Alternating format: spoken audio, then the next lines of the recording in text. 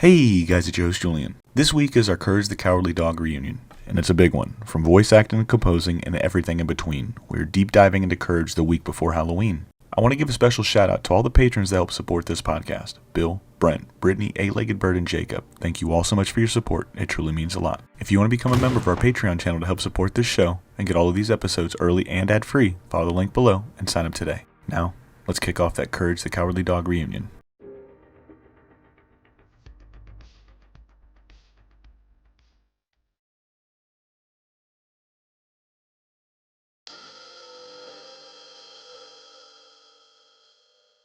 But ladies and gentlemen, we're talking Courage the Cowardly Dog. We've almost got not the entire cast and crew, but a big part of the cast and crew, from writing to art to animation to the executive side, and as well as some of the most recognizable voices that we've heard from our childhood, both in our nightmares and in our dreams. We've got, like I said, nightmare fuel is what this one's been linked to. Courage the Cowardly Dog. And this is our chaotic reunion, man. So I want to start it off first. Usually, whenever we do these creator reunions, we'll have the creator say, "Hey, how'd you come up with the show?" And then we kind of go from there. But sadly, ladies and gentlemen, John won't be joining us. We'll have that on another episode, so you guys will have to check that one out. Right after this one, John will drop. But Marty, I want to start with you, just because you have such an iconic voice and an iconic character. I mean, you played Courage, man. So how do you go from being Marty to now being Courage?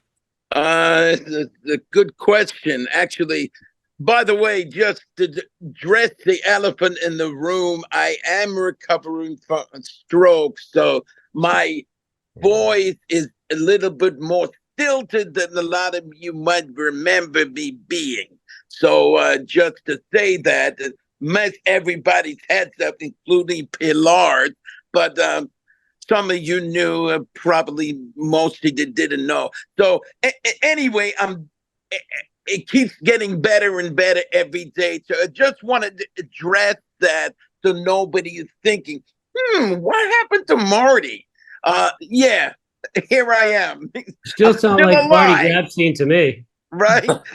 Not bad. It's just sometimes, Anyway, so as far as, Courage / Marty, I don't know if it can be differentiated except for the high pitch of it, because John didn't know actually what Courage was supposed to sound like, right? He didn't actually, either he didn't know or he just didn't hear anybody seem to, the skilled voiceover people.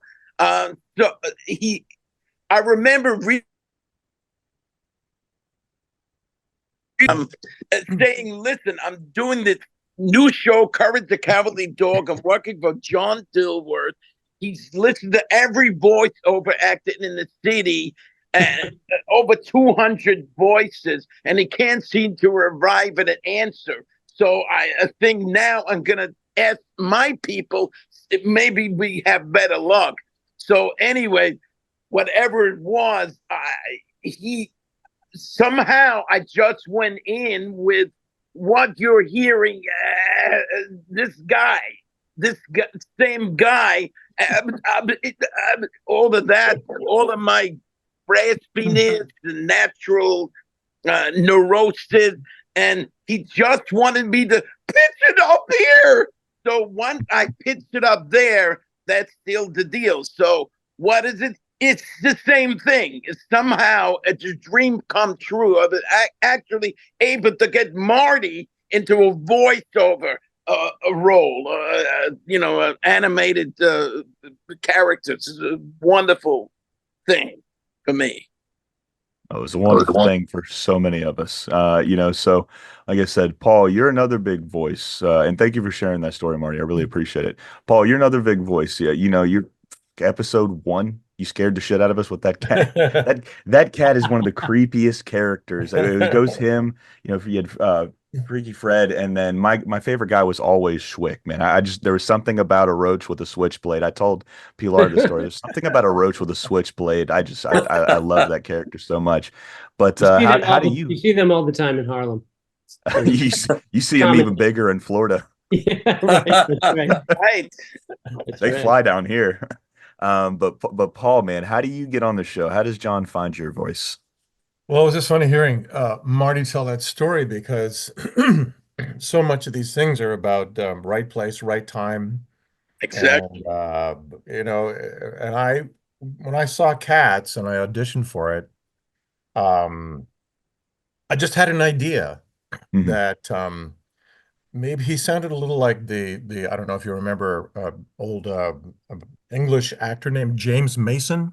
Yeah. Him. And so I was very good at James Mason, and so I thought I'd try to make the cat sound a little bit like him, that sort of hushed British thing, you know. And so I just Damn. went with that as an idea, and John loved that, and that's how I ended up in the show. And then from that point on, when I came in to record, I'd just be goofing around, and he'd say, "Well, what else can you do?" And I throw out accents and different voices. And so he just kept handing me things. And that's really how I ended up doing as many characters as I did on the show. So it was just right place, right time, right connection. You know, we were very simpatico about a lot of things and got on really well and laughed together. And so it was just a creative, you know, child fest in a way. You know, we were just playing and coming up with things. And that's how it started for me. Yeah. It was funny because Beautiful. he would always, give me pictures of the characters and say, go away and come back and see if you can come up with a voice. And so I'd be like spending hours trying to get voices and thinking what it would be and come in and then they would just run through it. Sometimes it would take 30, 40 minutes before we landed on something. And that's how the process went, you know. But it was just so much fun. Great. I just want to add to that from the writer's perspective and also probably music as well. You guys can speak to it, but Paul, your voice, particularly because you're so musical. I saw Paul in Peter Pan as Captain Hook on Broadway before I knew Paul. Fabulous. Mm. But your voice is musical. Your acting is musical, and often it is, in fact, musical and set to music. But writing the voices for the show, it was like a little symphony in my head. Mhm. And I was always excited because Paul would have there'd be a different Paul at very different shows. And it really was after I sort of realized who was doing what, listening to the shows, it just became like a little, I felt like I was leading a little band in my head. Oh, thank you. Thank you. That's really I cool. think I got my union card in the musicians union because was this Jody? Were you part of this? I don't know. I was doing the Goose God episode, and then they said, I was part of it. Yeah. Okay, so they just said, well, can you just make something up? Can you start singing something as the Goose God? And I went, what are you talking about? They said, well, just come up with something and start singing it. So what you heard was what I came up with, and I was just pulling things out of my, you know what, and that's what ended up being there. Because of that, I had to join the union. Can we say ass? Can we say ass on this show? Oh Yeah, yeah, you can say out of whatever my you ass. want. I think you can. I've said a lot All right. worse. I pulled it out of my goose ass, and Hey, you got it, Paul. All right. Yeah, you guys can say like I said, you guys can say whatever you want. I'm a previous Okay. sailor, so four-letter words tend to fly every once in a while. Just just staying on that for just a second, Paul, man.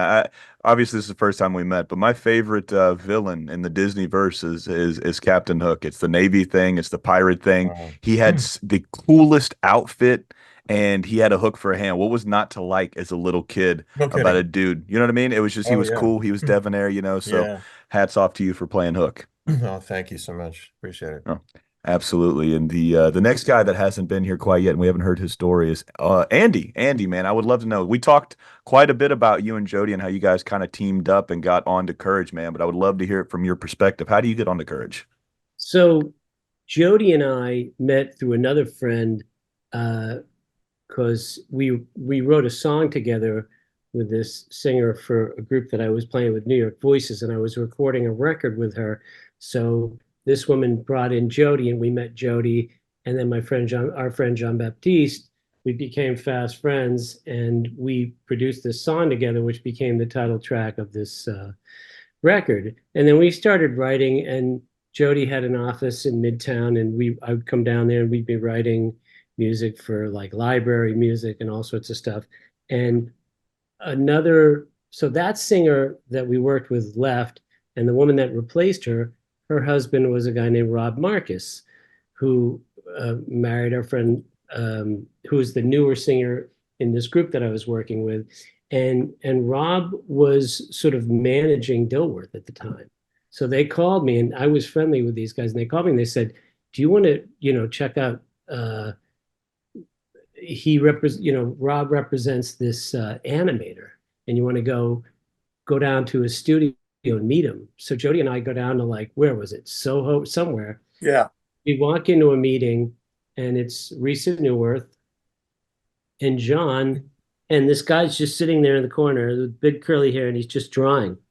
He's just like this, and he's looking up every now and again, and he's sort of, we didn't know who it was, so we're like, oh, okay, that's him, So then we got to meet him, and then we were hired to do something called Noodles and Ned, which were these little interstitial breaks in Sesame Street. Yeah, Sesame Street, which showed, it was like a little cute.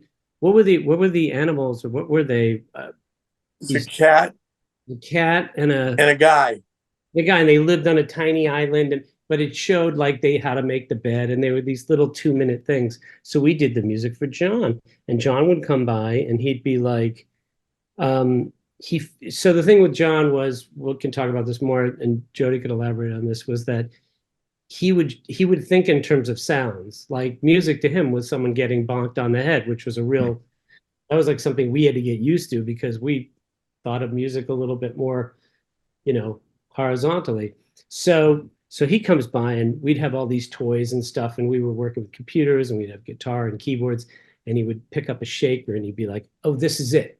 So it was always imagined that, like, we're like, how do we get into this guy's head? Enter at your own risk, right? So we start shaking the thing. We're like, okay, we'll use the shaker. So that shaker was like their thing. The Noodles and Ed would get in the motorboat. They were like best friends, kind of like an Ernie and Bert thing.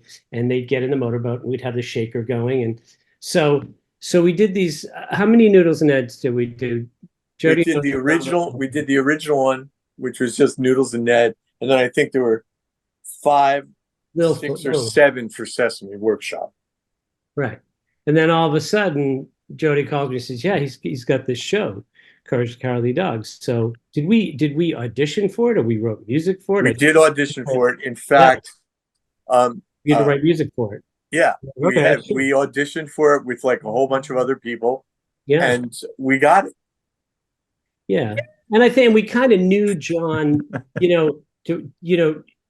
everyone who knows John Dilworth, you got to know him you got to love him to know him, and know him to love him. It's like and that we kind of had a bit of a repartee by by the time he'd come in and do Courage.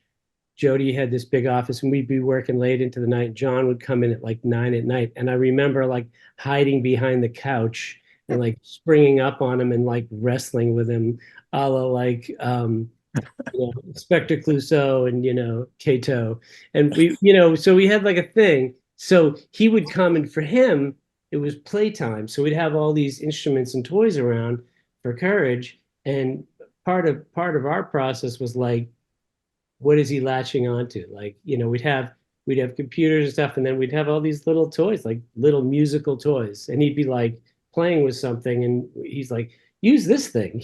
So it was really like every show was totally different, because it was kind of nuts, because every show was totally different, because every show had its own tone, which you guys all wrote, and according to your voices, and we kind of had to match that. So it was an incredible learning experience, and everything was totally different from show to show.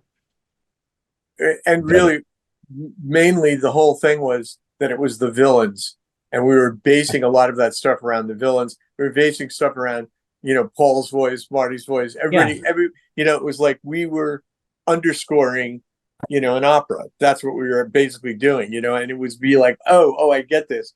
What's going to cut through under this voice? And the other thing with John too, Andy's, correct. The first thing that we did with John, there was a flying episode, a flying segment. And so we wrote this kind of John Williams kind of thing. And John said, no. That's really good, but it's all wrong. So we said, what do you want? He said, well, change this sound, change. So we literally changed every sound. It was still performing a kind of fanfare like John Williams, but all of the sounds were different, like just ridiculous sounds. And that's how we kind of rocked him. We kind of got him. And then everything else was cake. Right. When Rob Marcus was sort of representing him, we were kind of tearing our hair out, like, we're not sure what John's into, what kind of music. So he said, I got this thing. I found this, I went shopping in like K-Town in Koreatown and found this wacky stuff that he listens to all the time, which was like, do you remember that? It was like a cassette tape of like Korean pop, but it was really, it wasn't even K-pop. It was K-pop. It was like super underground, weird stuff. So that flying scene, we had this triumphant thing with horns and everything that you would expect, but we changed all the instruments out. Once you do the performance in the computer, you can go, well, I don't want that to be a trumpet anymore. I want that to be a kazoo. And we just painted it that way. And we kind of used that wacky cassette as a template, It was pretty wild. So it was like a completely new frontier stuff for us, Are you talking about Cajun Granny Stew? Because that had like a pretty major flying scene. Well, the flying scene was from Noodles. No, this was in Noodles and Ned. This was in Noodles and Ned. But with the plane? Yeah, the plane. There was like some triumphant plane music for that. I animated on like 6 of those. Oh, right on. Yeah, I worked on like most of them. That was us. Oh, that's so cool. It is wild. Like you. Oh yeah, it's like people say, "Oh, we played on that record together," and you just meet. There's another layer to that puzzle right there.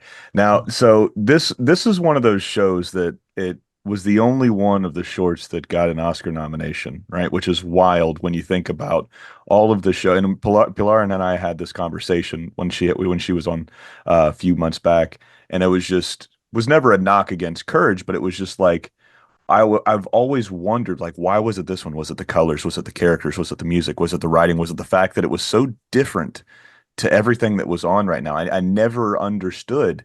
And like I said, not a knock against Courage at all, because I love that show. I love you guys that worked on it, man. You guys gave it, like I say it so many times, you guys gave us a childhood worth having.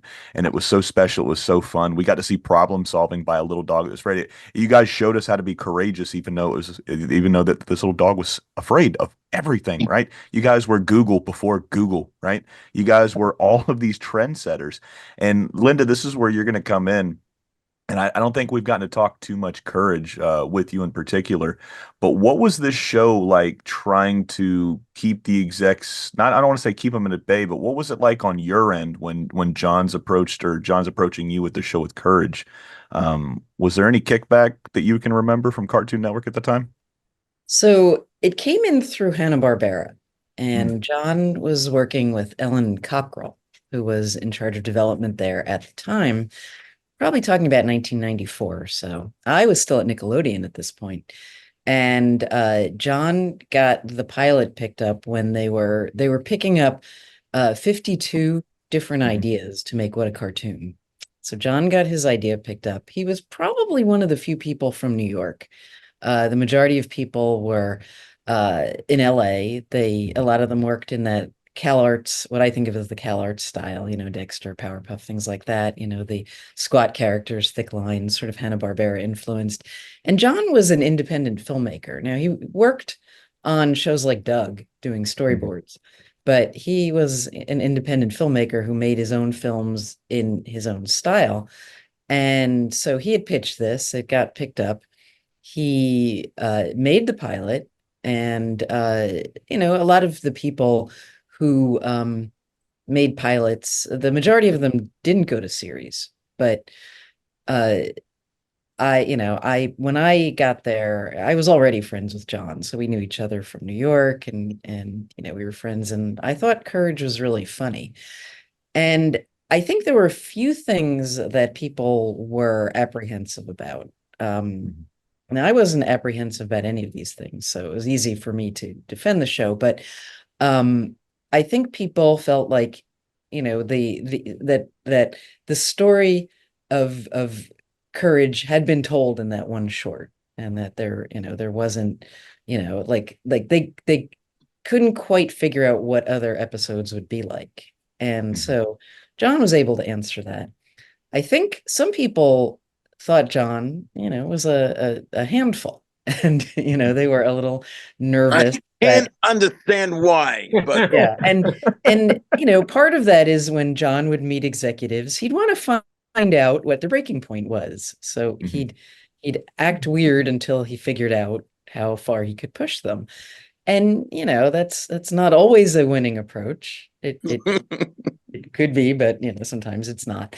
So I think there were people who were a little nervous that he would be difficult. And then I think the other thing was that he was in New York and he had no plans to go to LA and work out of any studios, Hanna-Barbera, Cartoon Network, otherwise. He didn't want to do that. So so basically getting Courage through was convincing people that there were 52 stories there, or more than that, really, if you think double 52, that there were that John was actually completely dependable and a perfectly reasonable guy when it came to production, and that working out of New York would be fine, that he didn't need to move to LA. So that those three arguments, I made them. And at that point, 1995, I had moved over to Cartoon Network. So this was probably a couple of years later. And, I made the arguments, and Cartoon Network was a pretty open-minded place, liked to do a little bit of experimenting. And I remember I kept saying, well, it's going to be like this generation's Scooby-Doo. It's like nobody else is making a show like this. Nobody else has this sensibility. It's actually good to be working in New York because there are a lot of really talented people there that we can work with now. So I made all of these arguments. I don't remember really having to work that hard. People were pretty agreeable because I would always end the argument with, he just got an Oscar nomination. Yeah. That's pretty cool, right? And, Mike Laszlo was like, yeah, okay, let's do it. So we did it. And then the great thing was that John really was very easy to work with. He did a great job. He worked hard at being a good producer and being running a tight ship and being completely dependable. And I don't recall there being problems with anything. It went pretty smoothly. That's my recollection. If anybody else has other memories, let me know. But I remember going pretty smoothly. The hardest part, I think, sometimes was, if you had to say no to John, you'd have to kind of prepare your arguments and, like figure out, okay, let's have our reasoning be tight so that, we don't, get him too frustrated. But, we were kind of like that with just about every creator. He wasn't special in that way. We were very sensitive to saying no to things. So that's really the story of how that got going. And, I think that it was it came together pretty well. And, so I don't recall it being, particularly unusual, other than that it was in New York and, it was John. So, but because I knew him so well, it was really easy to make a case for it. It came together quite well. We're talking about it almost 30 years later. I mean, That's you guys right. got some staying power. Like I said, it came from John's head, this character, but David, you helped him write and flesh out all these characters. Andy and Jody, you gave all these characters motivation with music to bounce to. And Marty and Paul, you guys were a huge part of those voicing of those characters and making these characters do stuff. And Pilar, you had to make these people come to life. God damn it, you did a fantastic job too. Now, with sticking with this. So, like I said, I sent you guys some questions for you to think about, like stories and times like that on courage. So Pilar, we're going to start with you. And I know we just had this chat so recently. So if you have to tell the same story, it's perfectly okay. But when you think of Courage the Cowardly Dog, is there one story or one memory working with anybody here or just working on courage in particular that comes to mind? Well, what comes to mind is like first of all, let me just preface with even though I have all this whole like, oh my God, you worked on Courage. You know, I only worked on it for one season. Mm-hmm. And people thought I was crazy. It wasn't even like anything negative in any way, shape, or form. I was young and opportunistic and yeah, anyway. And it worked out. But what I loved about season one is I kind of feel like, and everyone tell me if I'm wrong, I kind of felt like we were kind of setting the tone for the rest of the Mm-hmm. thing. And we were like workshopping stuff and seeing what we can get away with. Sorry, Linda. We were like, see, like you and everyone else, really. And like I remember like John telling me like the spiders in Katz Motel, Paul. It was like make the mouths more vaginal. They have to be look really. It has to look really like phallic. This mouse has to look more phallic, more. So like when you every time you zoomed in on the spider, it had like this like straight up like phallic like vaginal. I remember being like, so Katz Motel was like, they brought me on. I was just really kind of really fast. What's this thing called? Flashback. I walked into John's office. He was in like a tiny office in Bleecker Street, on like Broadway and Bleecker. And I said, my name is Pilar, and I want to work for you for free. And because I had gotten told no by so many people, I just graduated RISD. I'm like so sick of this. I'm not going to get turned down this time. And John, like for the first and only time I've ever known him, he was speechless, and he says, Noodle. He called everyone Noodle back then. He was like, when can you start? And then I said, but when you feel like I've earned it, you could start paying me. And he said, deal. And to his credit, like he's amazing, because I was having such a great time. I would have worked for him for free for a year. Like I would have been like, I'm having such a great time just working on something real. But only after 2 weeks, he was like, Noodle. I'm like, yes. When he said that, you snapped to attention. He said, yeah, you're a freelancer now. You're too good for this. You're getting paid now. Now get out of here. See you in the morning. And it was really great. So we worked on a little like CD-ROM thing. Who remembers what those are? And then the next thing I worked on was Noodles and Ned. And I believe, Jody, you said there were 7. I think there were like 10. I only remember 5, 6, and 7. Oh. So maybe there were. No, maybe I'm wrong, because recently he did a retrospective of his Sesame Street animation at the Museum of Moving Image, and they showed all of them. And then John did something that's like really rare. Like he shouted me out from the stage, and he said, right, Pilar Newton's here who animated. Well, you know what, Pilar? We did the first one, not the one at Sesame Street, just the one called Noodles and Dead with the Flying Machine. And then we did Catch of the Day with the fish. And then there were the ones for Sesame Street. But those were independents. Those other two were independents. Yeah, you know what? I didn't work on the first film, but I worked on most of the Sesame Streets, and then I was all over Catch of the Day. Yeah.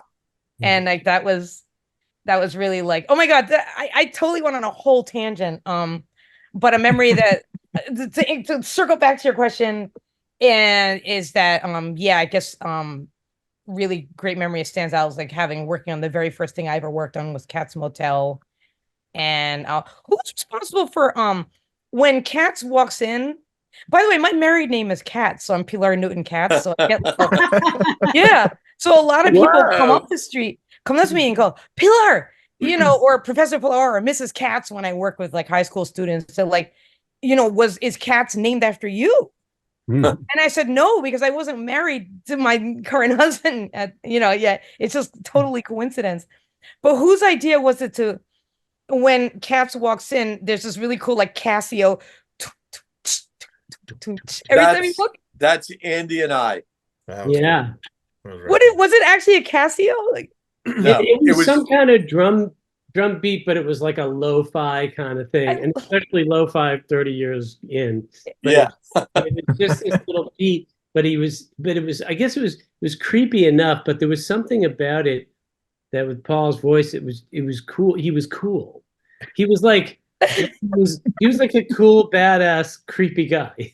Yeah, it So worked that so was well. I remember so, the music. you know, amazing. and part of the fun of that was, we're all in our little like cubicles. Someone's doing the artwork and someone's doing this, and when it all comes together, like you said, like David said, it's like it's a symphony for you. It's like all the little, when the pieces of puzzle come together and we get a different element, and then we go, oh, what would be good for that?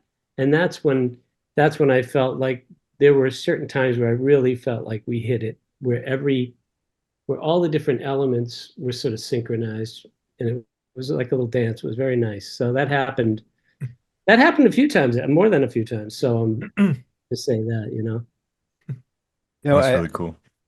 If I could just jump in with a comment about, just for the viewers and listeners who might not be aware, the music is just about at the end of the animation conveyor belt. Yeah. Writing is at the beginning, coming up, generating a story, fleshing it out, making it thick and rich and robust. But it's like the beginning point and the end point. And Jody and I hadn't met throughout the entire first season because I'm working on story and he's working on music.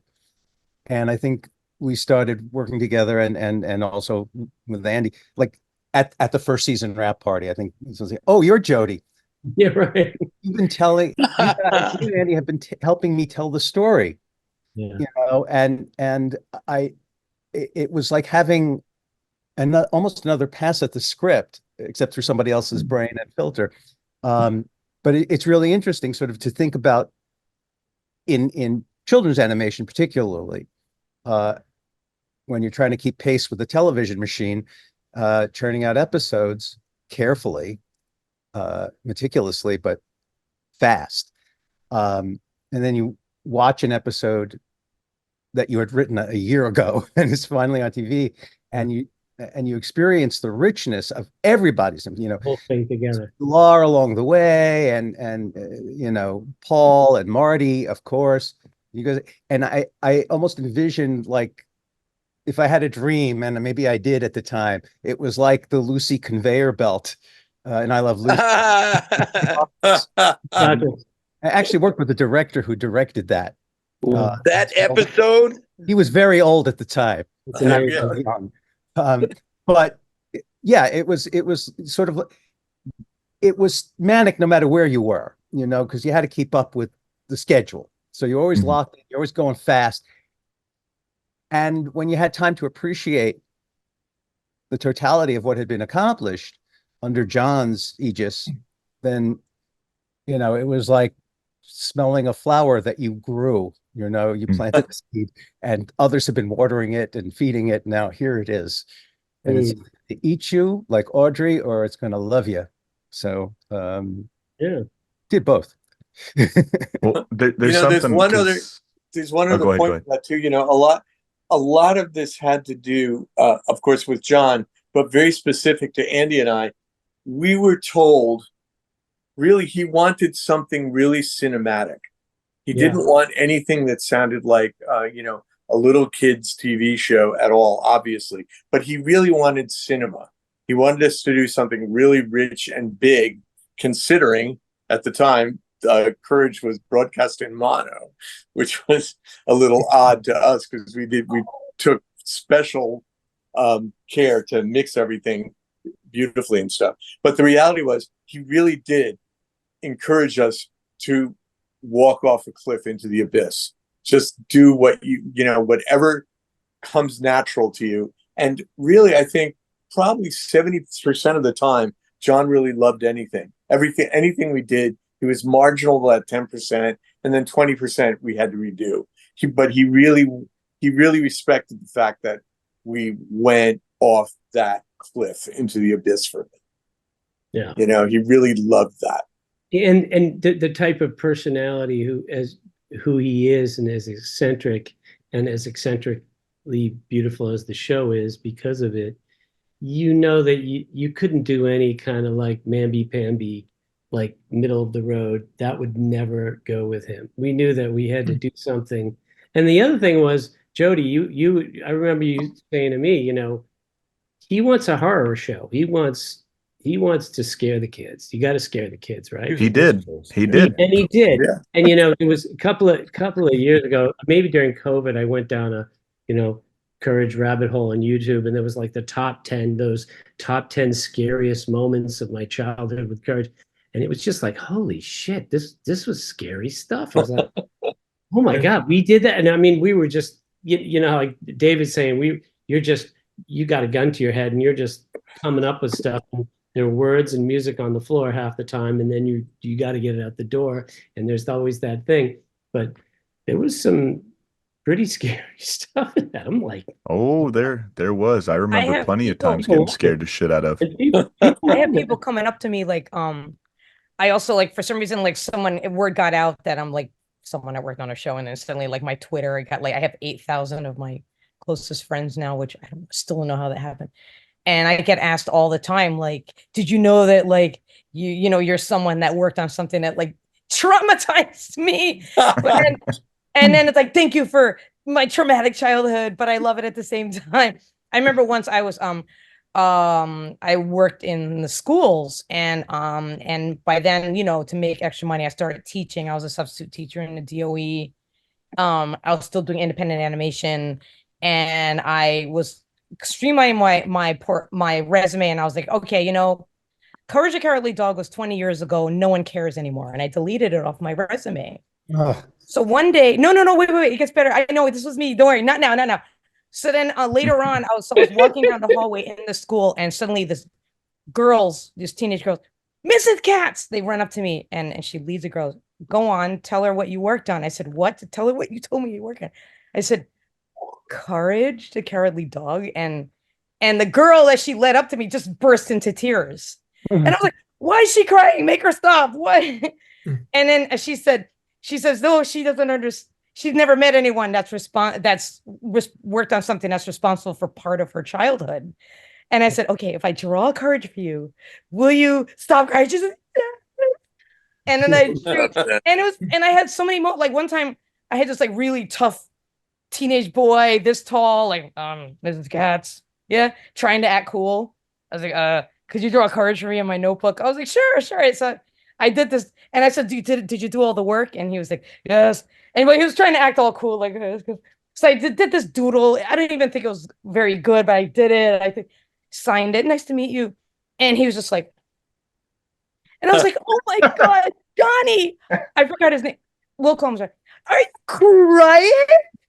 And he, leave me alone, Mrs. Katz. You're just making things worse. And like this, he was like, just look away. Just look away. And this tough as nails teenage boy, like literally reduced to tears. Like, and this has happened to me like so many times where I'm like, and guess what? Circling back, I put it back on my resume because so many people really yeah.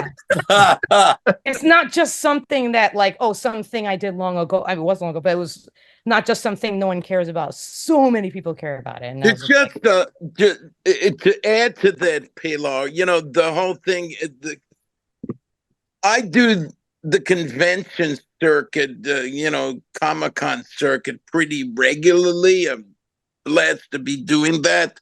So I see people all the time, everybody coming up to me. And it's the same thing over and over again. Your show traumatized me. You made me have started off my love of horror. You traumatized me. You would frighten me. My mother wouldn't let me watch it, of sneaking it. The fearfulness about it, the fear, the fact that it was a horror show. It was so much about that. And everybody in this room has something to do with creating that feeling, right? I mean, every element of it, from the writing to the animation to the our voices to the music, all of that thing, really everything added to it. When I think how important music is, I did a short film recently, a couple of years ago, and Jody did the music for it. And I'm telling you, it was a good film, but Jody's music made it, sent it over the top to being very good. It was good. It was good. It was very good once its music it was added to it. And also, somehow the chance taking that Jody and Andy described with John, just throwing the kitchen sink, throwing the pasta against the wall, whatever stuck, Pretty much. That's Literally, how it's literally. pasta. So Jody designed the music with that approach in place. So it was very exciting for me to, get to do that. I'm going all over the place, but back to the horror thing. It really is so wonderful that how many people were touched by the show. Also, the fact that, and Linda, I wonder if that somehow you were able to sell it, keep them involved, because besides being entertaining and good for the kids, and he had an Academy Award nomination, all those things you utilized. Were you able? I'm doing your job for you, Julian. Sorry, man. Oh, you're perfectly fine. But were you able to utilize the idea, the compassion, that the pathos of this character, who actually was so terrified of everything that he couldn't barely breathe, and somehow at the 11th hour he found his courage, he found his bravery, and was able to stand up against the really scary monsters and save the people he loved.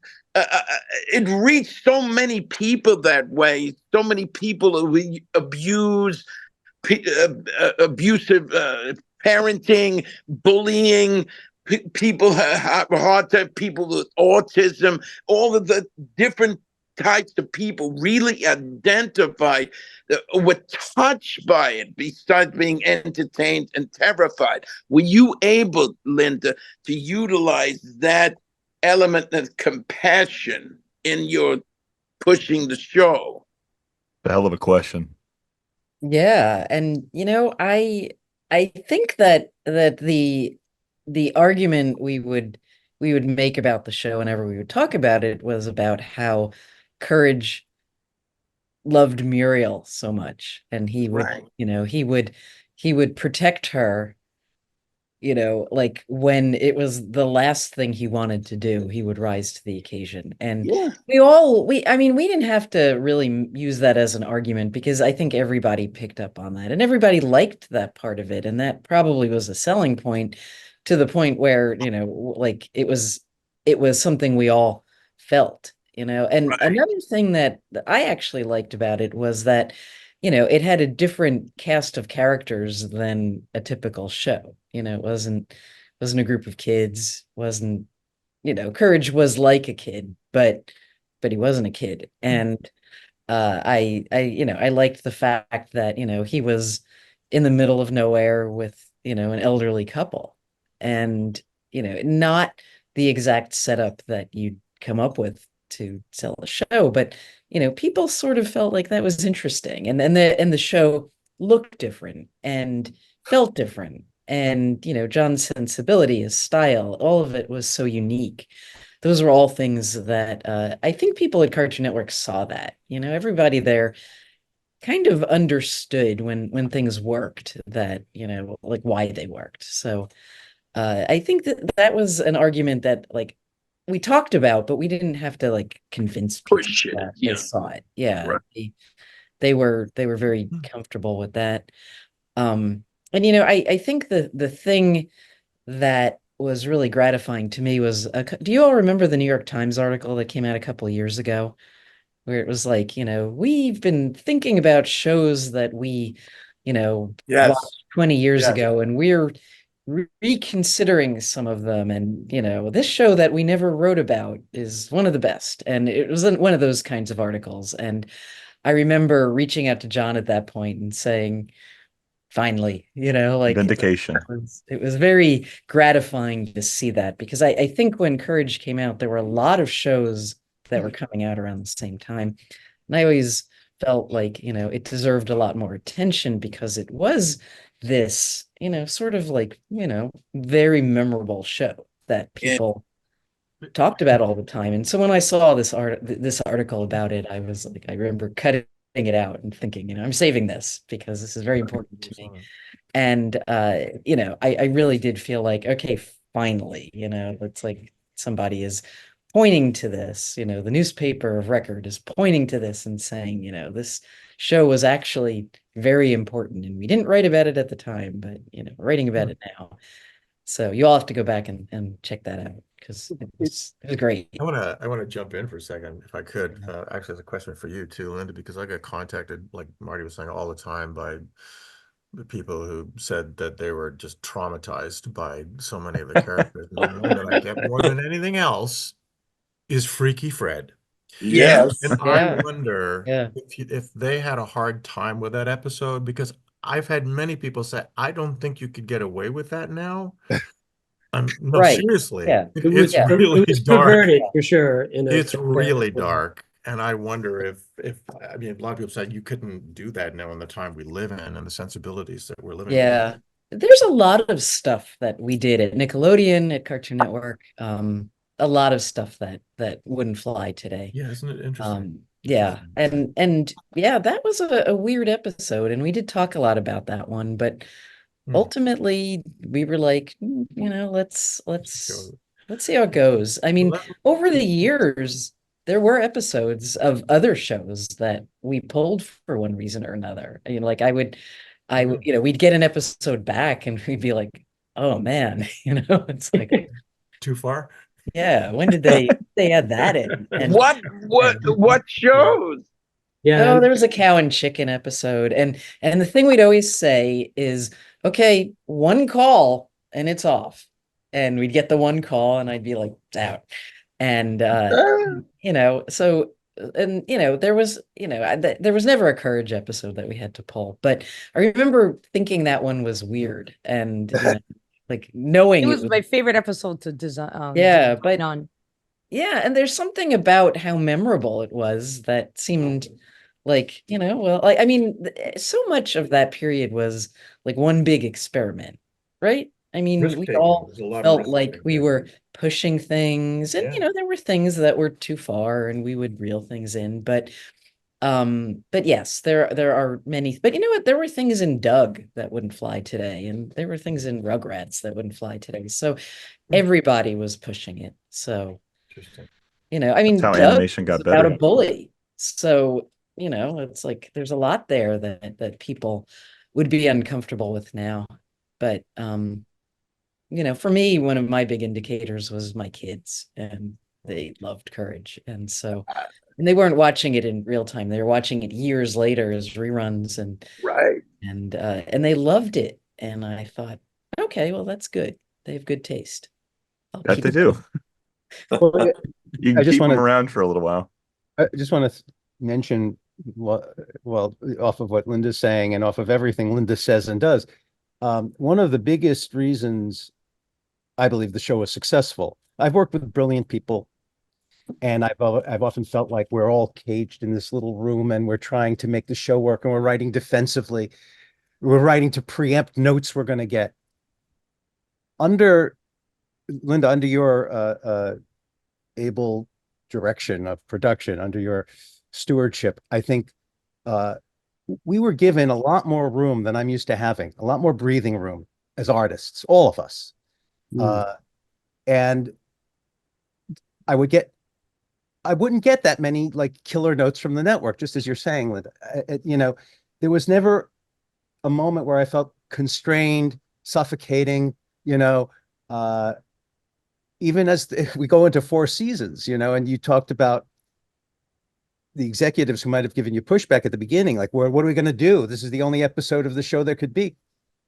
And of course, you're thinking, no, in my mind, it was this perfect little character dynamic. Courage, Muriel, and Eustace, the farmer, in the middle of nowhere. This was just a fabulous challenge for all of us, but certainly as a writer, to come up with stories that we could tell vastly, and grandly, and started in this tiny little pocket, nowhere, and explore how Courage would find his heart and his courage to fight the demons that come to visit in any particular episode. There's Courage particularly is a show that would have been strangled in a more constricting situation. So I just want to thank you for that, but also point out that it is very much a collaborative effort, and the collaboration goes this way and it goes this way, and sometimes giving artists room, giving the creator room, is the best note you can give. And I know that a lot of executives get nervous when there are fewer notes. Linda, you're not one of them. And I know you're not afraid of giving good notes. But it's the environment in which you work is often set by the relationship between the show's creator and the network producers, the people who give the notes from on high. And it was hard work, but my time was spent dealing with John's notes. Yeah. And feeling very supported. I felt that the whole show was very supported by the network.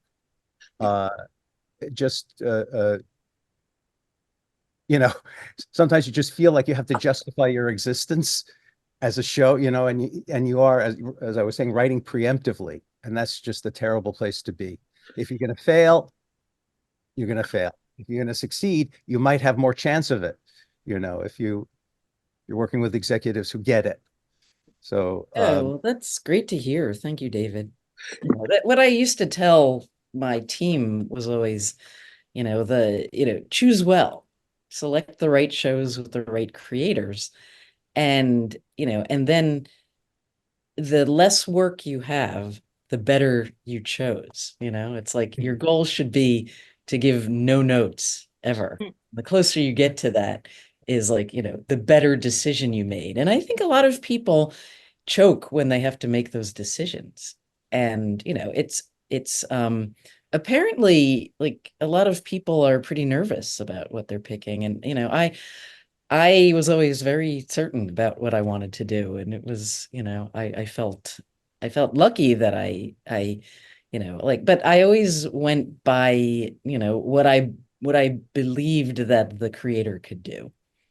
And, I knew John's work well, and I was like, I'm not worried about this. He's going to do an amazing job. And he did. So, we gave notes when we needed to, but it was, it was a really positive experience. I worked on a lot of good shows at Cartoon Network, but my feeling was always do all the hard work at the beginning.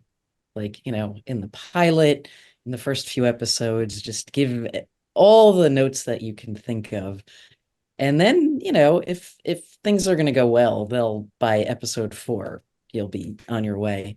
And generally that was the case. So, yeah, I felt like, also Cartoon Network was a great place at that point. There was a lot of trust and there was a lot of support for the creators. And the goal was pick the right people and then step back and let them be brilliant and let them hire a great team. And, there was a real sort of anti-network vibe in the industry anyway. And, my feeling was, yeah, I don't want to get into that. I don't want to be I don't want to be a jerky network person.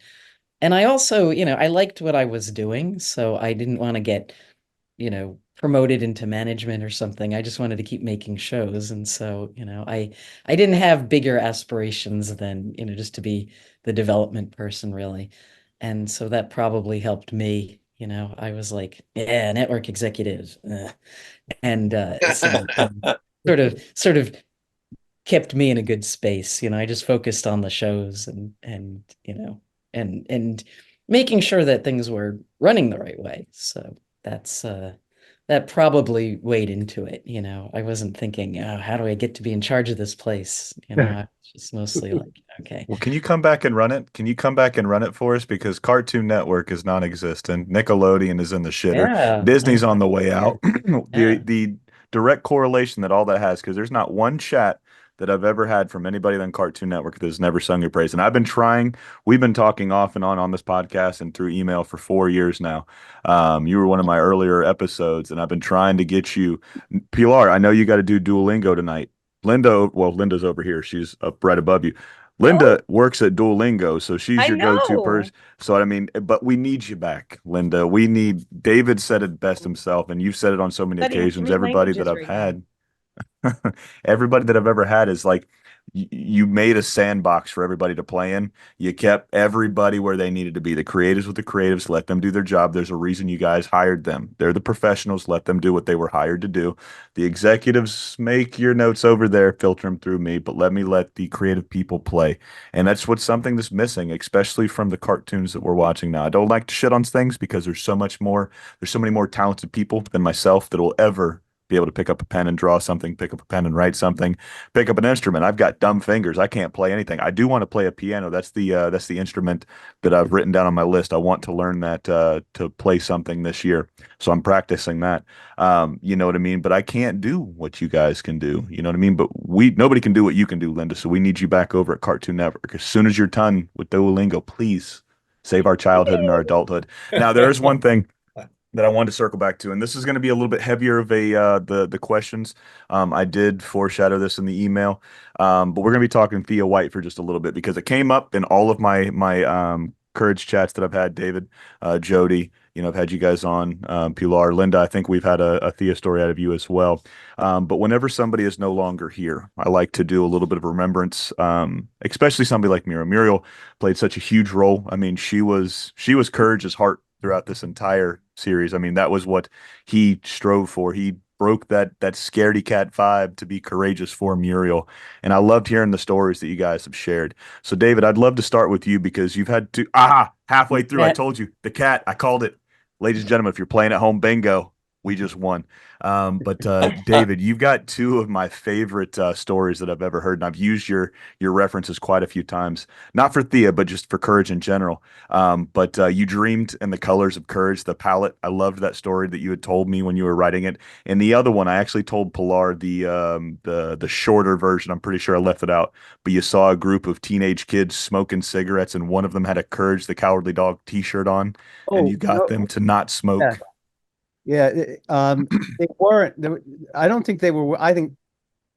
Well, I might have been. Maybe you were wearing the Courage. They weren't wearing a shirt. I don't know that there was any display of courage in that area. But I was leaving the subway station, which is like under my bedroom, the Clark Street station in Brooklyn, and standing at the exit is like 5 teenagers, maybe young college students because there are dorms next door. And they're just all smoking cigarettes. And I got a blast of smoke in my face. And I just, without thinking, said, you really should put those out. You're inside. You're smoking in people's faces. And they grumbled. And I thought, maybe I'll try a different approach. And I just shifted gears. I said, did any of y'all ever see Courage the Cowardly Dog? And they just all, lit up. So to speak, and they said, yeah, that was our favorite show. I was the head writer, whoever was smoking threw their cigarettes down and smashed them out. And then just spent the next 5 or 10 minutes asking me questions about the show and telling me how fucked up their childhoods were. How courage really helped, save them and show them that even if you're scared, that's okay. It's okay to be scared, and love can win the day if you love someone enough. And like all of that was, I'm sure they lit up as soon as I left. Another round of ciggies, but that was such a triumph. Like in real time, I got them to quit smoking for 5 minutes. The power of courage. That's the power of courage, David. But they probably thought about it every single time they smoked. They probably thought about it. That's great. That's everlasting. We met this lunatic in the subway one day. So what's your favorite Theo White story, David? My favorite Theo White story is we were at, I don't know which rap party it was. It was one of the Courage parties. And I might have told this on the other podcast with you. But we were talking and she introduced me to her husband, Andy White. And I said, being, showing off my Beatles, my encyclopedia Beatles portion of my brain. I said, there's a drummer on 2 Beatles cuts named Andy White, and he plays drums, not Ringo. And he said, yeah, that's me. That was me. And I look at Thea, I said, you're married to a Beatle? And like, I was just, I mean, Thea is almost secondary in the story because she's just standing there watching it. But it was the night that Thea White introduced me to her husband, the Beatle, which was startling. And then I learned from Jody and Andy recently that that Andy White, I was talking about Andy Ezrin just now, but Andy White, the drummer, played on a lot of tracks. I think it's not unusual. Tom Jones. It's not unusual. So many tracks. Yeah, he was a big session drummer in the 60s. And wow, that was. It was one of the most startling interactions I've ever had. It went from, hey, I know this bit of information to, holy shit. Yeah, what is it? Love Me Do and P.S. I Love You. There are alternate versions with Andy. Yeah. One is on the single and one is on the album. Ringo's single, album, Andy. I don't know which one. I don't remember which is which, but yeah. So that was my tangential Thea story, but everything that involved Thea was delightful. She was all the love in Muriel existed within her. See this? Oh, there it is. There it is. What about you, Paul? What's your favorite Theo White story? Okay, so this is going to sound strange. But we're talking about strange cartoons, so that's topical. Well, a lot of times when you're working on these things, you don't get much time to spend with the other characters. Mm-hmm. And I think I only ever spent any time with her was during rap parties, and then only very briefly because there were so many people and there was so much noise going on, and so I don't recall having any deep connection with her other than the times that I met. Of course, I admired the hell out of her. She was wonderful on the show, but it's kind of weird that I never got to really know her. Even with Marty, Marty, did we ever do an episode together in the booth? No, not once. Nobody did an episode. No, so that may sound kind of weird, Julian, but I talked to Wayne Knight. He was in a dressing room next to me during a show on Broadway, and I was questioning him about Toy Story 2. And I said, were you guys all in the booth together doing stuff during that? And he was like, no, never, not once. And I went, oh my God, because it's so seamlessly put together that you assume everybody's in the room, just talking to each other. And I can only remember a few times during Courage where there were 3 of us in a room and it was like a crowd scene.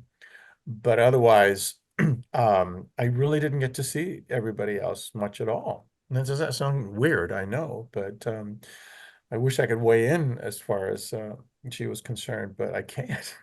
Oh, that's Which is kind of okay, man. sad, but and weird. But that's partly the world of animation, you know. That it is, man. I've had Well, this story with other people and doing the same thing and other cartoons, and it's like, no, we never get to be together much at all. Isn't that weird? yeah, it is. There's very few. So I did a Cow and Chicken reunion, and Charlie Adler did almost all the voices, him and D. Bradley Baker. But it's just so interesting, especially talking to voice actors, because you guys are like in a category all of your own, because it's when you guys get into the characters, you become that character. So I don't know if you know Charlie. I'm pretty sure you guys have run it. No, you guys don't know. I don't know. No, so I know Linda does. Linda's worked on plenty of shows with him, but his whole body just transforms. I mean, it's something cool to watch you guys get into a character and just go right to it. Because all I have to do is close my eyes. And I can hear. I'm like, yep, that cat terrified me. Still terrifies me. He's still creepy. I can hear that little. I don't know what you guys call it, but the Casio. That little. Yeah, the little jingle that, yeah, it was just, that's the sound of the character that scared the fuck out of me. Yeah. Courage the Cowardly Dog, you know what I mean? No character, like Freaky Fred he was obviously freaky, you know what I mean? But it was just like, I had uncles that were kind of like that. That sounds a lot darker than I mean it to sound, but it's just like, I had people in my family that acted like him. The cats are just, they've always been that weird animal. I love them. I got one, but they're that type of animal. Like if you die, they'll eat you. Dogs will at least wait a little bit before they eat you. You know, Courage. That's why Courage was so cool. You know what I mean? But it's welcome to come to the Katz Motel. yeah, terrifying, scary as shit. Have you ever ordered? I love asking this question. Have you ever ordered, gotten out of a ticket or anything like that using any of your voices before? Oh, that's No, I haven't, but I'm really close to. I get so many scam calls that I just go into voices when they call. You know, like in Russia, I don't know what you're saying. You're English. I'm not very good. I don't know who are you? Leave me alone, please. You know, something like that. But never actually used one of the voices from Courage, but maybe I should. I don't know. Oh, that'd be a lot of fun. Sorry.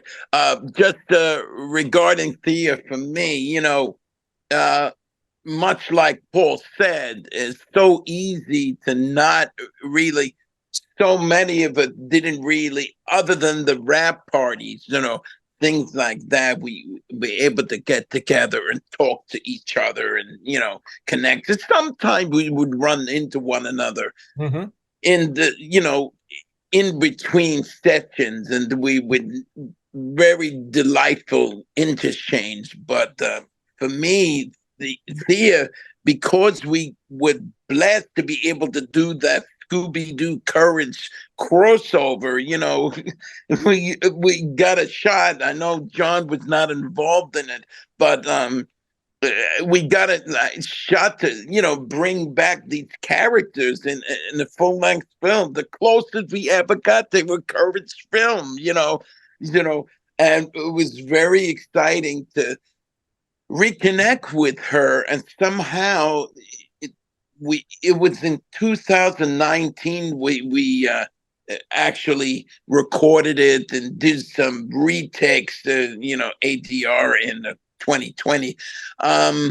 But anyway, we actually became fast friends, maybe for the first time, somehow talking on the phone 2 or 3 times a week, because she would be up late and I'm up late. So not too many people want to get a phone call from me, at 12 midnight.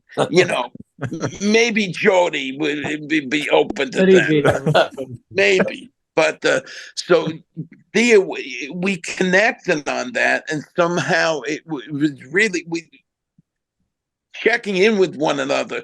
So one of the things, my favorite memories, is actually connecting with her, because my agent got an autograph signing, a bunch of prints that needed signing from me and Thea both.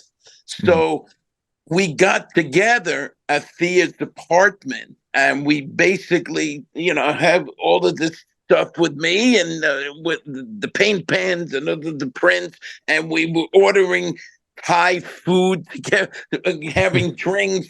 So we were signing and then eating, and it was such a funny, laughter-driven thing. She showed me around the house. She showed me some of Andy's. One more thing. I got an Andy White drumstick. That's so cool. That is, Have a bad day, David. With your encyclopedic knowledge, you add one more thing to that. And Marty has an Andy White drumstick. So she was so wonderful.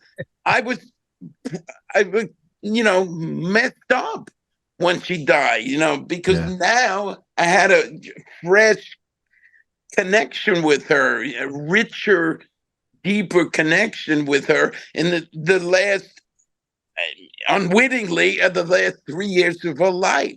So it was wonderful. I really feel so blessed to have had that connection with her that way. You're lucky. You're lucky that you did.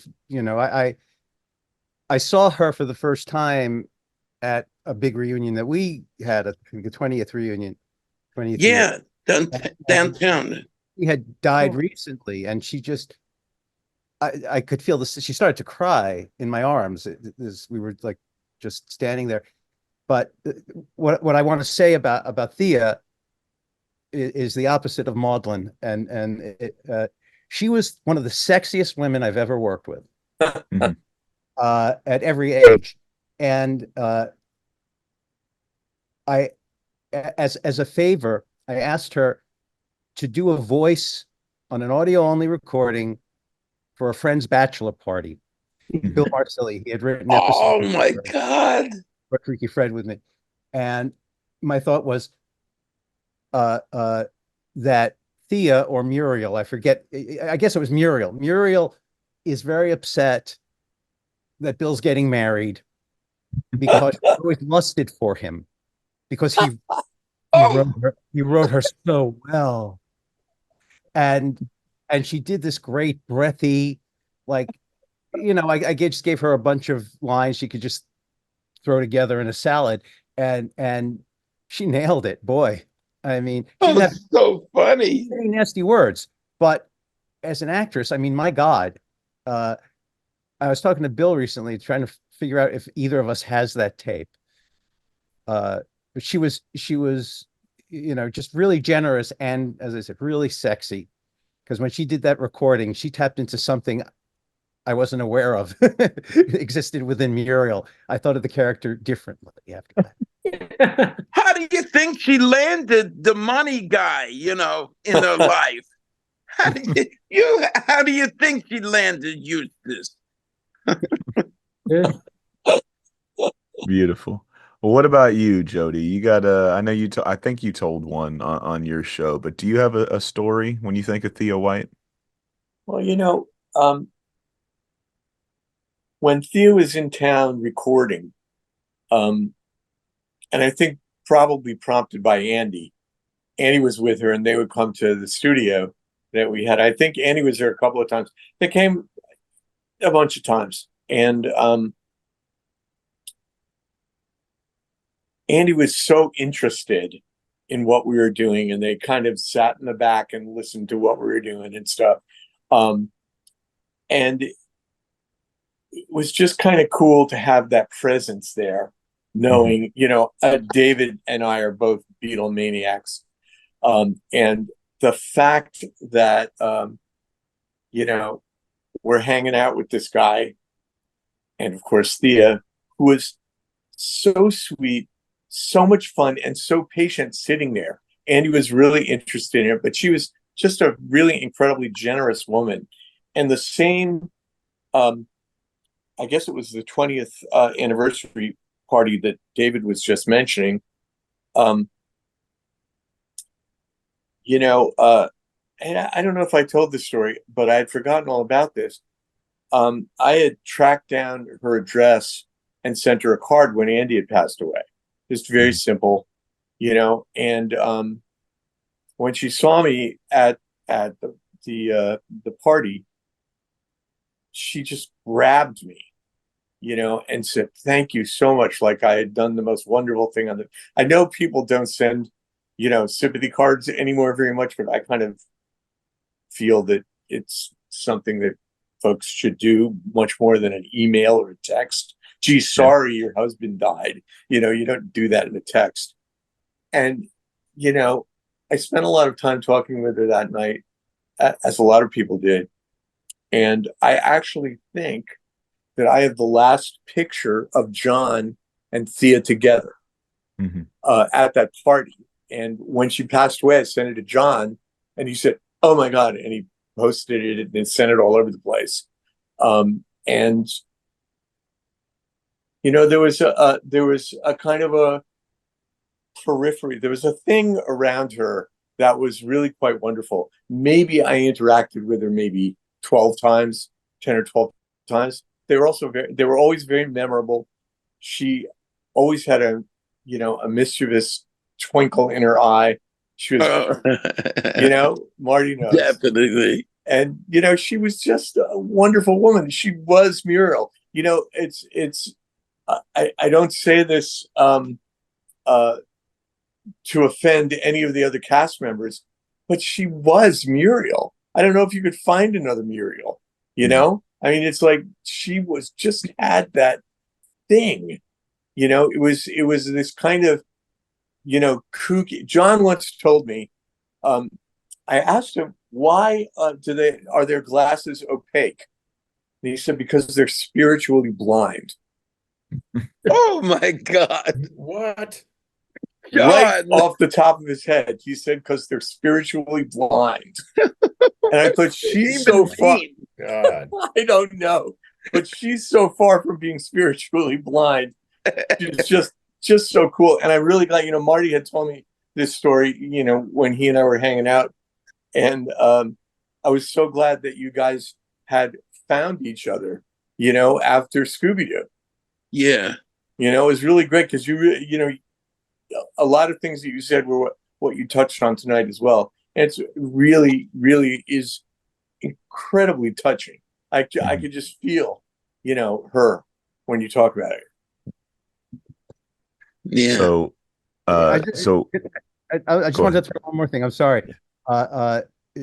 It just because it ties in with something I was saying earlier about writing for these characters and it being like music. There were certain words that Thea spoke quite musically with a lilt, and words would present themselves to me when we were working on scripts that would sound good in her mouth. And one of the words was authentic. And she would walk into what would be like the seventh circle of hell or the goose god's lair or whatever. Or I guess it was Ride of the Valkyries, but she would say it was Ride of the Valkyries. Yeah. It's also authentic. and I don't know if I ever gave her the word again, but it just rings in my head. There were just certain words of hers and John had vinegar in the show a lot as an ingredient, and the way she said vinegar, it's like a real rise and fall to it. Really beautiful, and just again speaks to what a joy and hard work, but what a joy it was to write this show. Was her character was Scottish or something, as I remember. She had a sort of some type of accent. Yeah, Scottish. She was based on a friend of John's. Okay. A Scottish woman. Yeah. Yeah. She had a little Scottish little brogue. Yeah, brogue. Yeah, for sure. Yeah. Yeah, she was always an interesting character, so I just saw what time it was. So we've been going for about an hour and a half. So what I figure we can do is thank you for sharing those stories with Thea, but what I figure we can do is we can start the wrap up process here, and then we'll go one by one and ask you guys what your favorite memories of working on Courage, or so it'll percolate for a little bit for some of you. Whenever you hear that term, Courage the Cowardly Dog, what's the first thing that comes to mind? So I want to start, since we're going to start from right to left, we'll go a little bit opposite order. So we're going to start with Linda. Linda, when you hear that name, Courage the Cowardly Dog, what's the first thought or first emotion that pops in your head? Oh God, so much. But I will just use this opportunity to say that when I started my new job, they introduce you with a fun fact. And, this is like your big moment. You're being introduced to, hundreds of people. It's the one thing you want to say. And so I said, well, I'm the sitar player from Courage the Cowardly Dog. I thought about everything in my life that was interesting and decided that was the best one. That was Pretty good. my crowning achievement in life. I was the sitar player in Courage the Cowardly Dog. So that's rather self-centered memory, but it's what I think of when I think of courage is that thanks to John, I have this moment that I can point to that people always say, wow, that's really unexpected. So That's pretty fucking cool, if we're being honest, man. It's a one of one right there. Pilar, you're up next. When you think of Courage the Cowardly Dog, what's the first thing that comes to mind for you? Are you talking about like a memory or just? Well, no, just when you think about everything you did for Courage, you worked on that first season, so you were helping animate a lot of you fleshed out a lot of that story that David was writing and all that foundation that was being laid down for the rest of the seasons. So when you think of Courage and your time on Courage, what's the first thought or first emotion that comes to mind? Having just funny.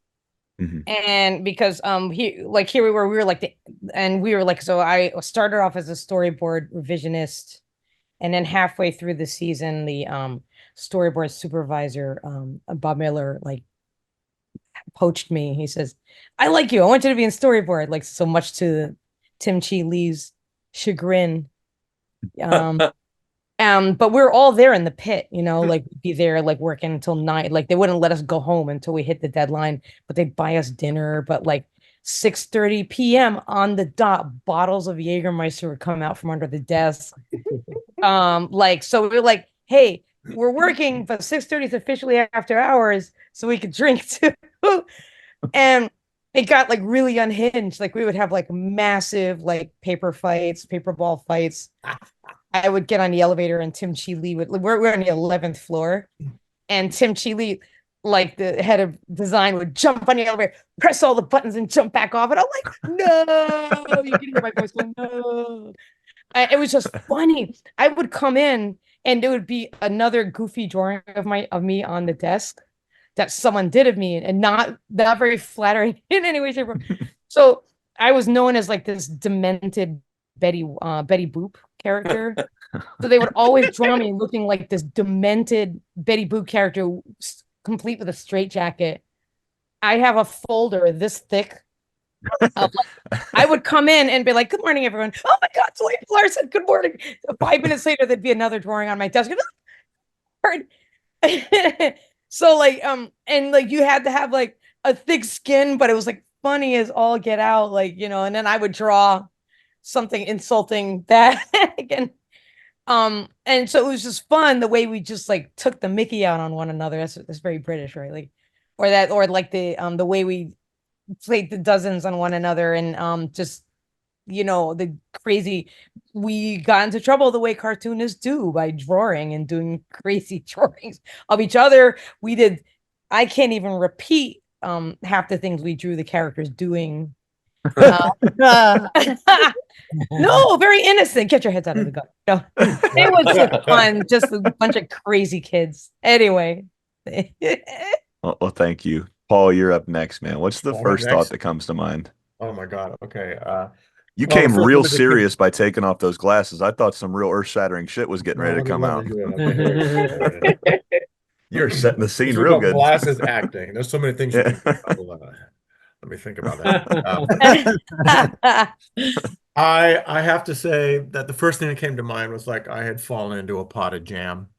Mm-hmm. That there are very few times in your life where something that remarkable happens, that all those crazy things that you did as a kid, the goofing around and the voices, and then you become an actor, and then this happens so surreptitiously in a way, and feeling like having all these characters that I was trying to create at home and spending these hours by myself and coming up with voices and the fun of that, and then coming to work with these crazy people who are all adults but just kids, at heart. And of course, you're very serious about what you're doing and trying to get it right and all the rest of it. But underneath all of that, or maybe overlying all of that, you're just having the greatest time. And I can honestly say that it was one of the highlights of my life. It really was. So Beautiful. that's kind of a big thing, but that's what it means to me. And it still follows me around everywhere, from people who contact me. And so it's still very much alive. And I'm very grateful for that too. And to hear all these stories about the show has been amazing from people's perspective and what it meant to them, because I'm not sure I got quite the dimension that I'd expected from hearing all of these things and what it meant to people. And that there's this retrospect of this show that took so many risks and was dark and it was like its own thing. There was nothing else like it. And to be a part of that was just a magical experience. And that's what comes to mind. Yeah. Beautiful. Thank you for sharing that. David, you're up next. What's the first thought that comes to mind? More macaroni. Too much cheese. Another cheese. I hate macaroni and cheese. More macaroni. Which, by the way, Little Muriel was not voiced by Thea. I learned at the 20th anniversary reunion. I thought actually it had been, but it was a different actress that did a little girl version. She was the voice of Phil and Lil on Rugrats, and I know that because I was like obsessed with Rugrats. Was that E.G. Daily? No, Phil and Lil and the mom. Oh God, what's her name? Yeah, I think the actress was E.G. I think. Could be wrong, but That was Tommy. oh, was it Tommy? Oh shit. Yeah. I'm sorry. I know that this David's moment of the sun, but I have to just interrupt because if I forget, Little Muriel, I have a story about Little Muriel particularly because the character of the parachute lady who jumps out of the plane, I can't take it anymore, and jumps out of the plane because she's running up and down the aisle. They realized that when that part came up, they didn't actually have anybody to do the line. They had not cast that character of the lady that does that. So my wife, who's a registered nurse, happened to be coming in at the end of the thing to pick me up. And John said, Nancy, would you be willing to record this line for us? We didn't cast the character. We didn't cast the person. She said, I'm not an actress. You don't need to do it. It's easy. Just, I can't take it anymore. Scream. That's all you need to do. She went into the booth and she did it. So that character, my wife, I got a little piece of immortality for doing that character in Little Muriel. Well, I didn't know it was your wife, but I was always hoping to spin her off into a series, but she took it to a plane. It shouldn't be a problem. Talk to me, baby. Talk to me, baby. We'll look out later, I think. But by the way, it's Kath Sousey. I put in the chat. Thank you. Yeah. Yes. To finish, although I'm glad Marty interrupted me with that story. What I think of with courage, I mean, just to pick up on what Paul was saying, immense gratitude. I mean, when I hear, if someone says Courage the Cowardly Dog to me, my first reaction is, we got to get a new story. Oh, wait, that's 25 years ago. I'm still doing it at someplace in my head, still doing the show. But I have so much gratitude to have had the opportunity, certainly to work with this wonderful senior class in high school. It really feels that way, especially now that we're all together in one room. Remembering the best things that happened in high school.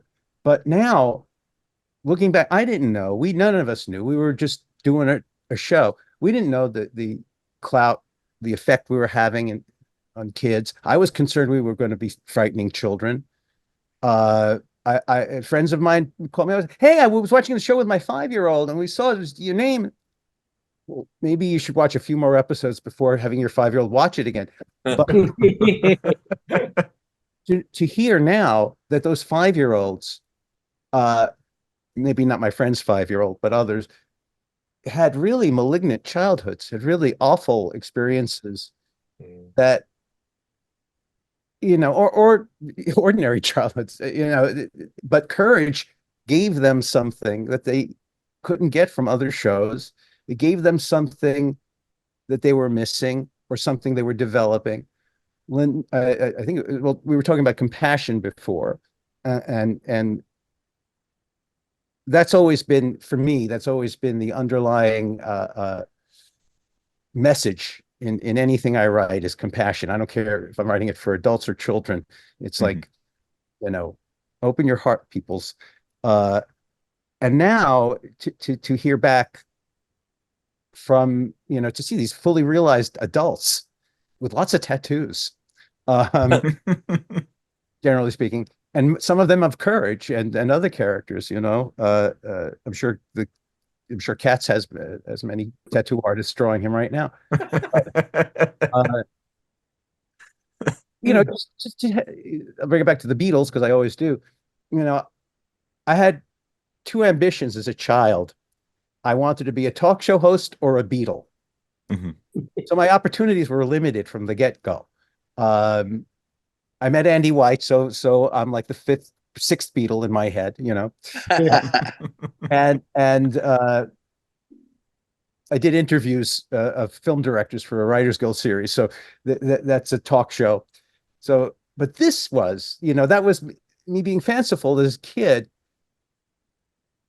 Reflecting on this project, what for me was most important, and really I realized as a child what I wanted was not so much to be famous as to touch other people. To have any kind of proof that maybe it's ego, maybe it's wanting to hear the laughter of the audience, but I think it's my generous heart. It just gives me such great satisfaction to get the ultimate reward. It's not, it's not a residuals check. It's not royalties. It's not, an Oscar or an Emmy at this point, but to hear people thank all of us for giving them a gift. And I was just doing the best I could.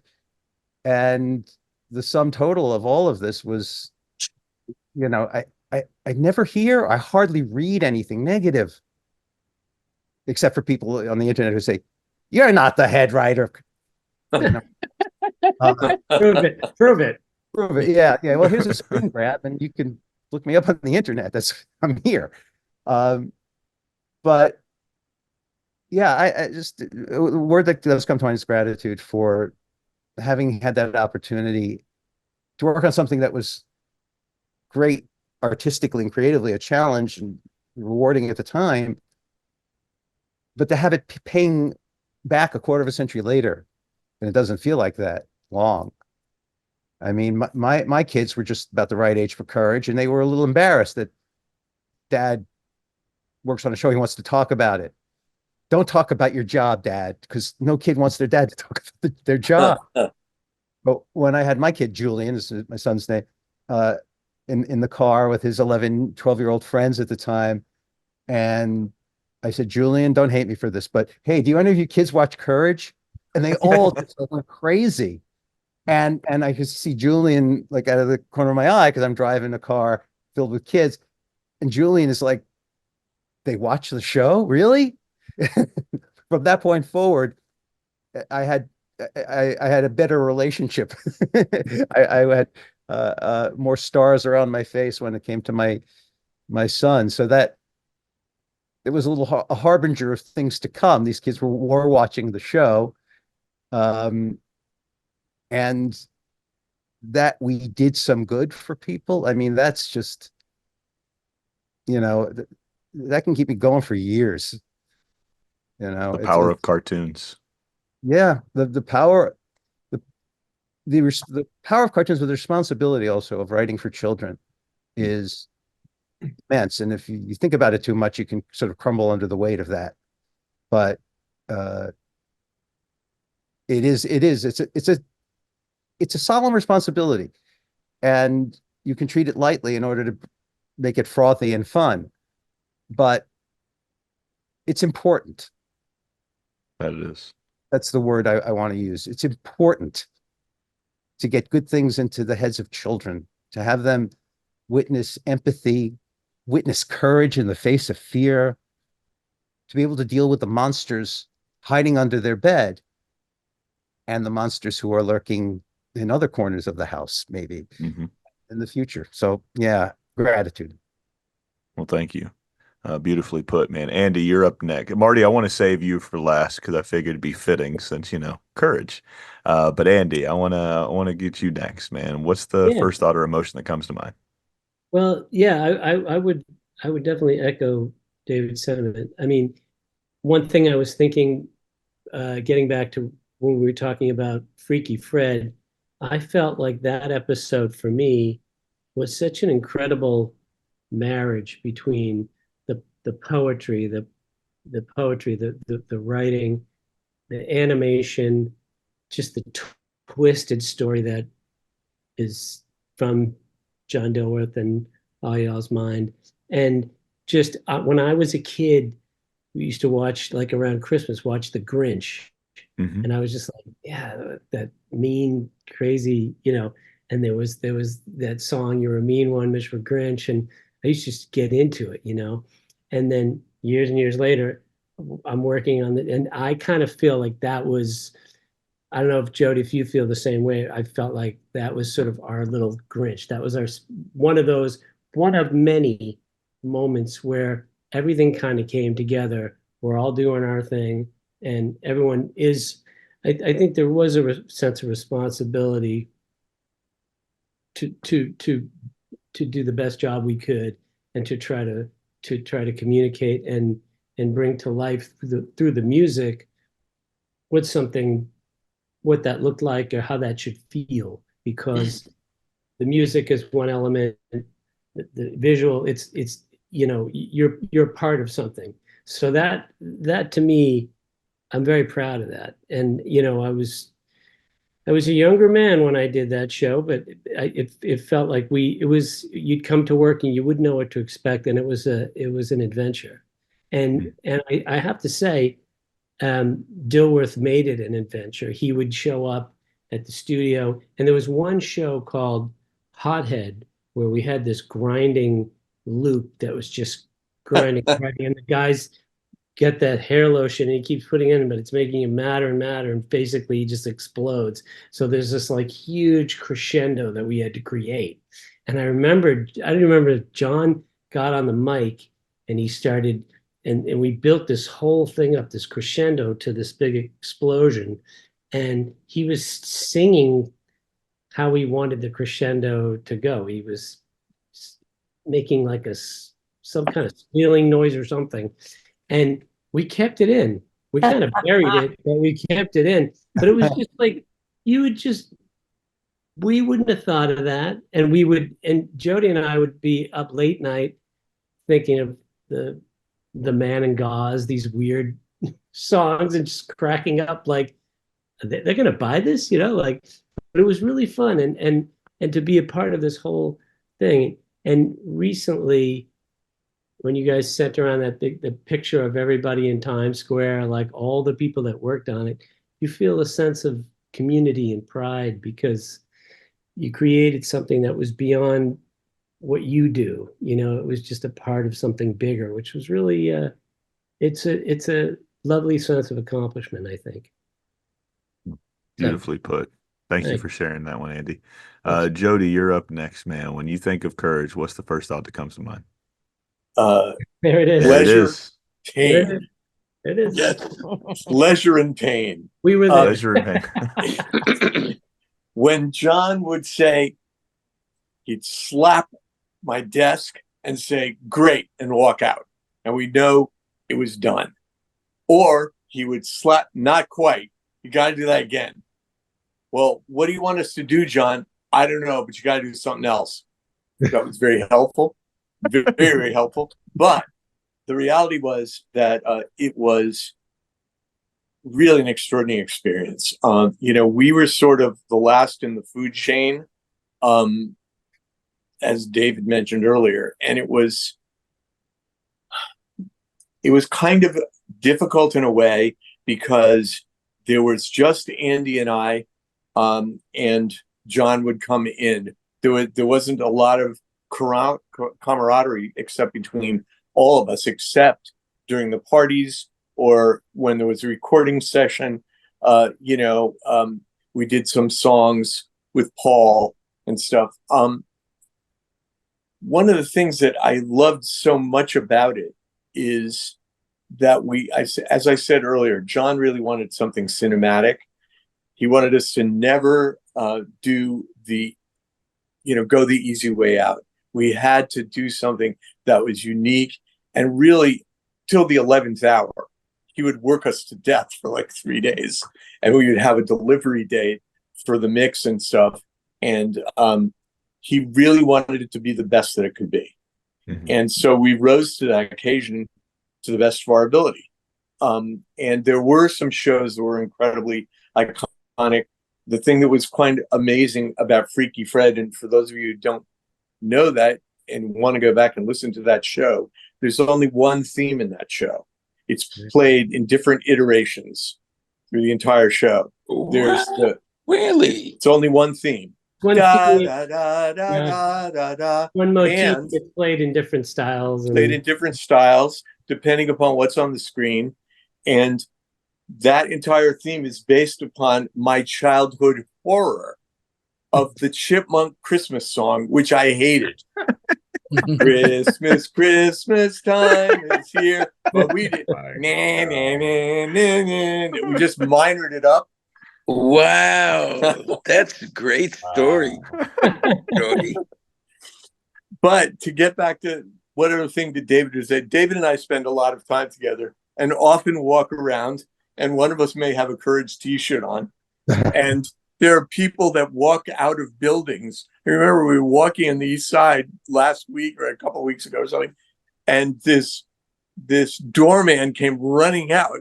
Oh, Courage the Cowardly Dog. And then, of course, David introduced us, and the guy went kind of nuts. And this happens all the time. 25 years after, or 20, what is it? 20? No, this is the 25th year. 25. It's quite extraordinary, that, and it's not, it's culty, but it's not. People take so much from that show. It means so much to people. It's like stuff that I loved when I was a kid, like the Twilight Zone or something, that I really love. And I know every episode, and I can talk dialogue from every, and Courage does that for people. And I think you're right. There's so much compassion baked into that. I remember one time we were during a mix, because I would do the mixes with John and Peter Roos. And the Snowman episode where Courage is sewing up the hole of the ozone, John turns to me and he says, "Isn't he great?" Like he had no connection to it at all. And he was watching this character doing this act of bravery, sewing up, and saving the world. So I don't think Courage will save the world, but I think if more people really got a lot of those internal messages of Courage, perhaps it's done a lot of really great things in the world. That's all I can say. I truly loved working on it. I'm sorry to jump in. I feel like I'm dominating this. No, but you're great. You're so erudite, my friend. You're great, man. Well, thank you. I wasn't fishing for compliments, but thank you. Likewise, all. But something happened, and I have to share it with everybody here, and I mean share it in every sense of the word. Labor Day. It was Labor Day last year.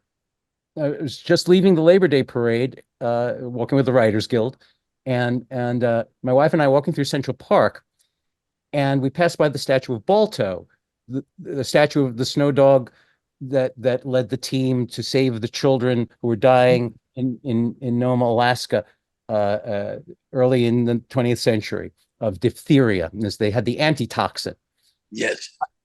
I was one of the writers on the movie Balto, and I see a woman standing at the statue, young, beautiful, enwrapped, like staring. And I said, I couldn't resist. I said, "What's your relationship with this character, with the statue, with this dog?" And she said that as a kid, I thought she was going to talk to me about about Balto. She said, as a kid, my father and I used to rent the movie every week from the local Blockbuster, except she said this in a beautiful Italian accent. She was Italian. And we talked about Balto. She burst into tears when I said I worked on the movie because it meant so much to her. And then she said, have you done anything else that I might have watched as a kid? And I said, Courage the Cowardly Dog. I don't know if you got that. And before I could finish, I don't know if you got that, if you saw it in Italy. She was now weeping and in my arms. And I thought, wow, I shouldn't take another swing at the ball I just hit a home run with, but I hit it again, and it was a grand slam because she pulled out of her purse her business card. Linda, Paul, Marty, Jody, Andy, and you two, Julian, you could share in this. We all helped that woman become an archaeological anthropologist. She saw King Ramses as a kid. And she said, I want to dig up mummies. I want to dig up dead things. I want to dig up the past. She's a PhD in this now. That's so fucking cool. Back to Germany where she was on a dig. That is bananas. We didn't just, in the vague sense, write her childhood. We launched her. I mean, I'm sure there were many intervening years where she had, other motivating moments that led to her career. But my God, Camilla was her name. A lovely, lovely woman. We got friendly on social media, but then we kind of lost touch after the initial flurry. But that was extraordinary, just to think that one episode had that effect. Oh my God. It must That's have been cool. It might have been the man in gauze that might have. Totally. That episode is for its song and for making careers, apparently. That's so cool. That's hilarious. That's so cool. Thank you for sharing that, David. So, Marty, last but for sure as hell not least, man, when you think of Courage the Cowardly Dog, man, what's the first thing, thought, motion, memory? What's the first thing that comes to mind for you? Yeah.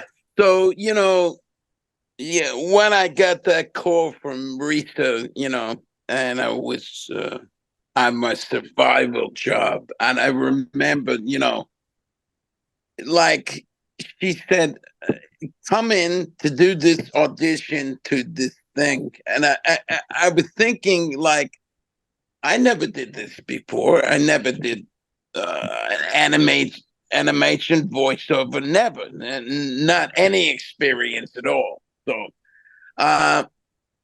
and somehow, because she said to me that John had been trying for months to somehow get this character that he's happy about, and he was not succeeding. Somehow couldn't hear the voice he wanted. Somehow, as an actor who, really was very desperate for something good to happen, and the hopelessness that sometimes comes over all of us at one time or another, especially with actors, seeming what's gonna happen? Am I gonna ever land anything that is anything remotely resembling my dream as an actor? So somehow the insecurity that so permeates, and we have to cover up most of the time when we go to an audition and actually look like we're confident. Actually, once in a while, you walk in and this was the case with me. I don't know what did it for me, why I came up with this, but somehow when I walked in, I was very, very confident. Maybe it's that I didn't have a lot of time to think about it, because it's pretty much the next day I had to go to the audition. She didn't have, I didn't really know much about the character. She told me a little bit. She's scared, little dog, very neurotic, but all of that is. When I walked in, I was thinking, I can relieve this poor guy of his pain by actually having him stop seeing anybody else. I have a position to relieve him. He probably was desperate to get somebody he was happy about. So I'm going to go in very relaxed, and I'm going to provide him with that. And within 5 minutes, I knew something was happening there. So I got it. Very funny, because I didn't even, my insecurity popped in all over again when I got the role. All of a sudden now I get to put out on a regular basis. So walking into that recording studio, alone in the booth with a little Perrier and a music stand, and God rest his soul, Peter Fernandez on the other end. He's a person of very much a part of my experience of courage. It was me and Peter most of the time is how my work was involved. Sometimes it was John, a lot of the time John was there, but most of the time it's me and Peter. And somehow, like, going there, I was, in the trenches, but I was thinking as time went on, especially when I saw the first episode, I was thinking, I'm going to be famous. Contrary to what David was saying, I wanted to be famous. I'm going to give a shit whether I reach anybody or not. I just wanted to be fucking famous. But inadvertently,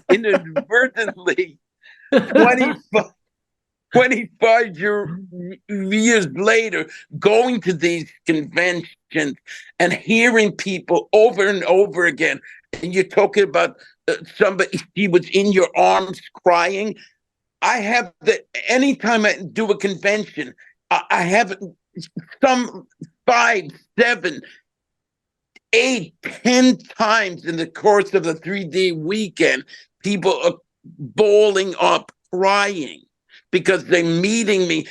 I know when they're meeting me, yes, I'm the voice of courage, but they're crying because of everything you people and me and John created for them. And I was just the voice breathing life into it. I'm not negating what my role was, but I was so, so moved by you talking about something was happening, Jody. Yes, it did do a lot of good for a lot of people. It was therapy for people, but some of these disenfranchised young people, the ones who are kind of not quite fitting in, either into their society, the bullied, the ones that were bullied, the ones that were insecure, and David talking about monsters in other part of the house. That's true. Not only the monsters under the bed, as Stephen King talks about. So really, it was a very special show. and packed a wallop of messages that so many people, even today, are connecting with. And young people, 10-year-olds, come up to me with their father, and they love, I love courage. 10-year-olds. So it's getting the baton being passed down the line. I was involved. I was blessed. You talk about magic, gratitude, all of that stuff is in my head when I think about being involved in that show. Definitely, as Paul said, one of the best times of my life, and it's paying off now more than ever. It's mind-boggling, really. Well, there's no better way to end it than with that. Linda, Pilar, Paul, David, Marty, Jody, and Andy. Thank you guys for spending a little over 2 hours with me. I can't tell you anything that you haven't heard before. Thank you for the memories. Thank you for the nightmares. Thank you for the laughs. Thank you guys for everything you guys have ever done. Really appreciate it. And so many other fans across the world appreciate it too. Ladies and gentlemen, this has been the Courage the Cowardly Dog reunion. I've been Julian. That's been Linda. That's been Pilar. That's been Paul. That's been Andy. That's been All of David. you. That's been Jody. And that's been Marty. And Great. this has been Thank you, Seeing Julian. all of you. Let's get together in Yeah. person. I mean it, like reunion. Yes, Yes. yes. Reunion, person. reunion. I'm It's time. dead It's serious. time. Anybody? I don't know who's in New How York. about how about a 30-year rap party? Why not? I might be dead by then. 5 years. All right, next month. Let's do it. We hope not. I Next would love that. next month, ladies and Give gentlemen, us- we need to all get right. these We'll guys go on the late con 21. circuit. Yeah. Yeah, all of us. Linda, Thank I did you an guys. art you, but not a courage Thanks. panel. Thank you guys. And Thank this has you. been another piece of your Thank you so childhood. much. Great to Pleasure meet you. seeing all of you. Thanks, Julian.